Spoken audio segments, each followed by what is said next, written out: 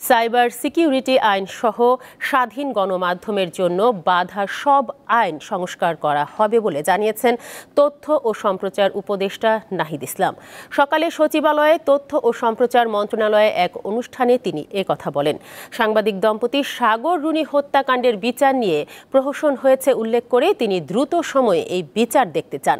চলচ্চিত্র censor board থাকবে কিনা তা অংশীজনদের সাথে আলোচনা করে সিদ্ধান্ত নেওয়া হবে বলে জানান উপদেষ্টা। মন্ত্রণালয়ের অধীনে থাকা বিটিভি সহ সব প্রতিষ্ঠানের মান উন্নয়ন ও জবাবদিহি নিশ্চিত করার তাগিদ দেন তিনি।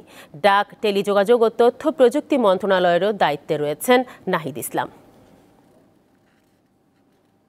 ফ্রিডম অফ প্রেস যদি না থাকে, ফ্রিডম অফ স্পিচটিও কিন্তু নিশ্চিত হয় না। তো সেই জায়গায় কিন্তু গণমাধ্যমের স্বাধীনতা নিশ্চিত করতে আমাদের কাজ করতে হবে।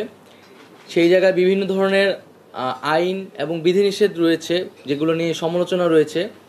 আমাদের এই আইন এবং বিধিনিষেধগুলো কিন্তু পুনর্বিবেচনা করতে হবে।